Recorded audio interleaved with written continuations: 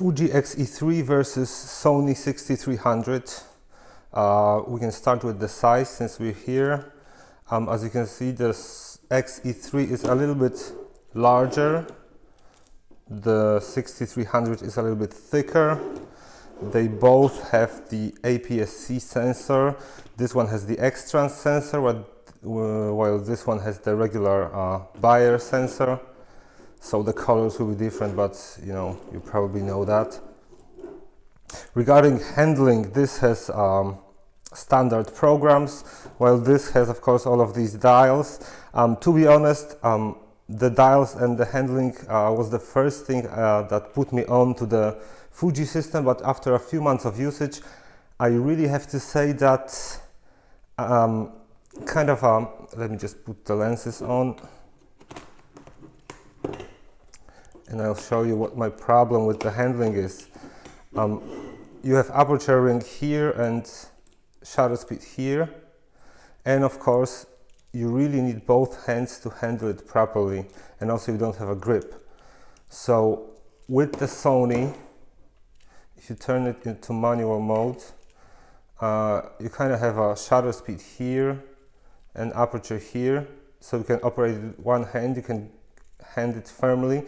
And in the other hand, have your speed light or something like that, and use it that way. So this one thing actually is better in Sony than in Fuji. But of course, this is only my personal take on it. I understand that many people love the Fuji handling, and I like it too very much. I find the programs a little bit too cumbersome to switch between them. In Fuji, you don't have to do it. I think that with some lenses you can program the f-stop just here on the wheel, so that would alleviate that problem. Build quality, I would say both cameras have a point here. The Sony is, of course, the Fuji is really sturdy and everything, but Fuji is famous for it. But the Sony, I really can see the improvements over a6000 or even over the A7 Mark II, which I used for a long time. Regarding build quality, this is really sturdy. You have no parts that can come out or anything like that. It has a grip which really suits me and my style of carrying the camera. This one doesn't. Of course, you can buy a grip. Startup times of both cameras. So this Sony is faster actually than the Fuji, which is actually strange. I really thought that the Fuji will be faster. Let me do it again. 3, 2, 1. Oh, Sony is still faster. So the startup time will be faster on the Sony. Regarding screens, I don't know if I have any photos here. No, unfortunately I don't on the Fuji, but let me just grab a... Right, so the Fuji screen is bigger. I think it has better contrast and is a little bit brighter. On the other hand, I would say the EVF on the Sony is a little bit larger, seems larger, and really is brighter, and overall you have a better experience looking through it. This one has a joystick. With this one you have to use the wheel to set the focus. But really it's also improved over A7 II or A6000. The wheel is really sturdy, and the best thing is that you don't have the change of focus area when you move the wheel. Actually, I have a aperture program here, but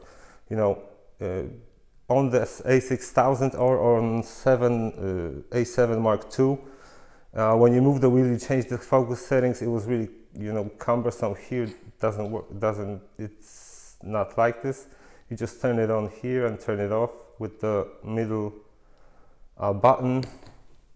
Here, of course, you have joystick, which is much more convenient because you don't have to turn anything on so it's faster, you can say. But really, the joystick itself is a little bit, wobbly. It could be something like you have on the Sony A7 Mark III, which is like it's inside, it doesn't come out like this. Here you have a touch screen, here you don't have one. Here you have a tiltable screen, here it's fixed.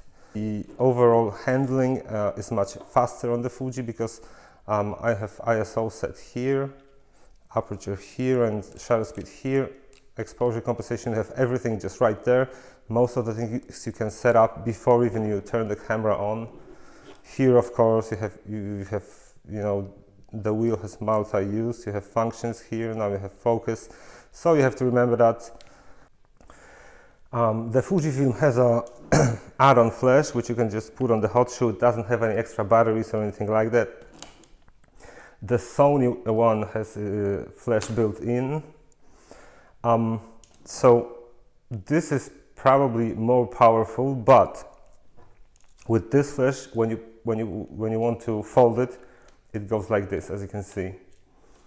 And with the Sony, I don't know if it's done on purpose or if it's just an accident, but the Sony folds this way, which means you can do something like this. You can set the flash compensation to +2 or something, do this and just bounce the flash off the ceiling, thus achieving much more pleasant effect than just shooting away straight into your subject. So I would say that Sony wins on that one. Test 1, good light. So I'm shooting at f8, ISO 1600 and autofocus shutter speed.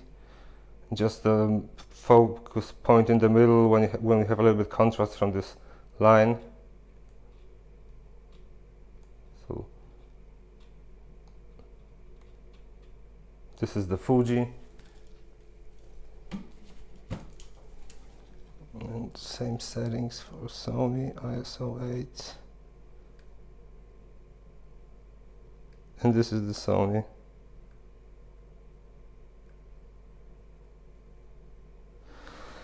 I would say that Fuji has a little bit of edge here. Sony, when it finds the spot, it's fast, but then it searches a little bit longer when it doesn't. So this is the good light comparison. Now let's go to the low light situation. We'll start with the Sony this time.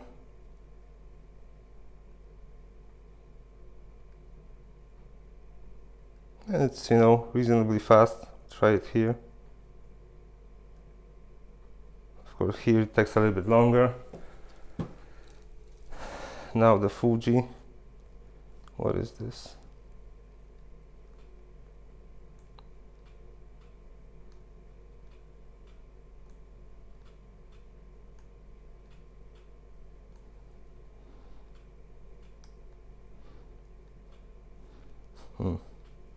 It's really hard to say. I would say the Sony focuses a little bit faster than Fuji, but really they are on par. Now in Lightroom, and we're going to compare the image quality between the two cameras. On the right it's a Sony, on the left it's a Fuji, and the first thing you can see is that the Sony is brighter. Both images were shot in aperture priority mode with exposure set at 0. The Sony does brighter pictures, or rather Fuji does darker pictures, and you have to remember that when you want proper exposure on the Fuji, you have to go like +0.7 or +1 on the exposure dial. And to be honest, does it come from the sensor sensitivity? Let's just do the quick maths. I'm just gonna put this panel over here. So both images are shot at base ISO, and this is only Fuji's fault that they don't have 100. Really, I don't understand why, but they don't. They are pretty stubborn about it. Really, 100 would be great, would be fine, and would make better quality photos. So this is 1 second, ISO 200. If we take the Sony and just go -1 on exposure, you could say they are more or less the similar brightness. So you have 3.2 seconds -1, so this is 1.6 seconds. ISO 100, when you go to ISO 200, that's also one step. So it's 1.6 to this is 0.8 seconds. 0.8 versus Fuji 1 second. So really it's a rough calculation, so I would say they are more or less similar when it comes to sensitivity. I will leave the exposure at -1, just you know, to have the similar brightness, and just go full screen.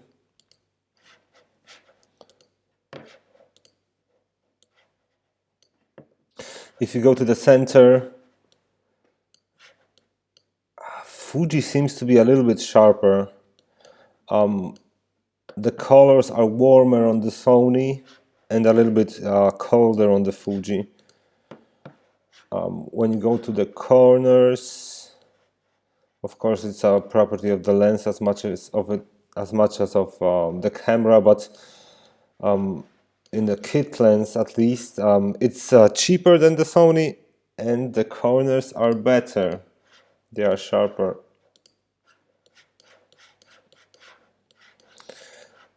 So overall, given those two lenses, I would say the Sony, the Fuji images are sharper than the Sony, especially in the corners. You know, when it comes to colors, it's really a matter of preference. I like the Sony colors more than the Fuji. Fuji seems to be a little bit raw, low key. It's great for any type of artsy photography, but really, you know, if you want to make your photos bright and light and happy, then it's really hard to achieve with the Fuji. Now more of a real world situation. On the right Sony, on the left Fuji. Both images shot at ISO 800, so we now go beyond the base ISO level. Of course, Sony is brighter. They are both shot at aperture priority, and Fuji just does that to the images. But let's get closer to them. Okay, and here is where the X-Trans shows. I mean, the quality for the Sony, it's still, you know, it's noisy but still quite sharp and everything, and the Fuji looks like a screenshot from a VHS footage. It just has this, like, all of those colors and all of those shapes are mashed together and they look kind of strange. It's really no texture, nothing like that to it, and I really don't, when it comes to images shot at ISO 800, I say both in sharpness and in overall image quality, Sony is better and wins here. Now let's see how the shadow recovery works. And this one. So, one moment, I'm just gonna turn the loop view on.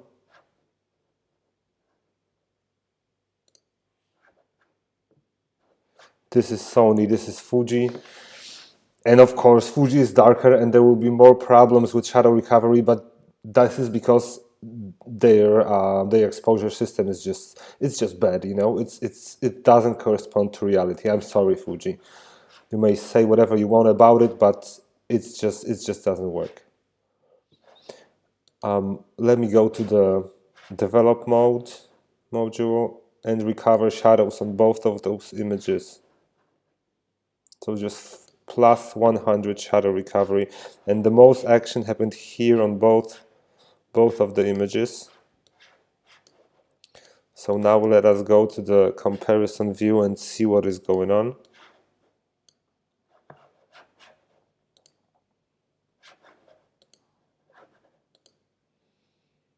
Do you guys know why it doesn't work anymore?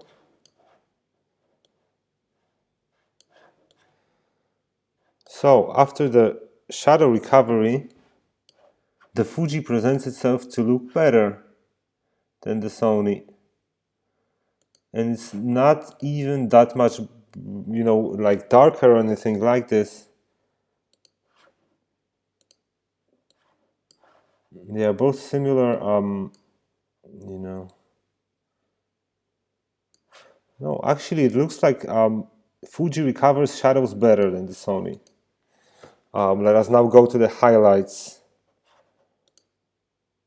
This is Sony, so as you can see they are terribly overexposed. This is Sony and this is Fuji. And now we'll try to recover as many highlights as we can.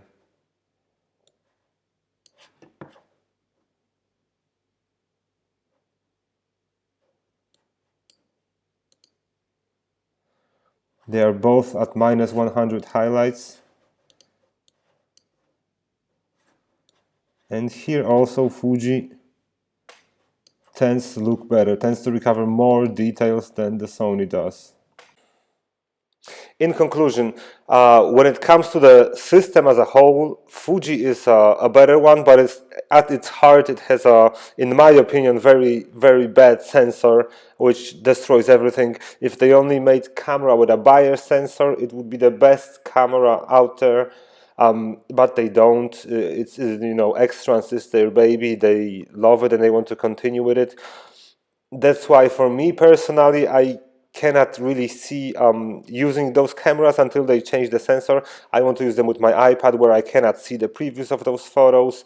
I would have to buy a new computer just to handle the images, because my RAM just is too little to handle the demands of the X-Trans sensor. So for me it's a Sony, but really when you have the money for the lenses, when you want to stay in aps-c, when you don't want to upgrade to full frame, and if you really have to try the X-Trans sensor cameras and see if this is something for you. If you don't mind you know, switching the software, just using one software to import the data, just another one to process them, and another one to make final touches. If you don't mind such things, you can go with X-Trans. If you like Fuji colors, go with X-Trans. But if you don't, if you like more standard look and more standard results, then just go with Sony, or wait until Fuji releases a Bayer sensor, a pro body, like an XA Pro or something like that. This is what I am waiting for, at least. Until that happens, I will stay with Sony and probably go full frame, because really aps-c is a second body camera when it comes to the Sony system.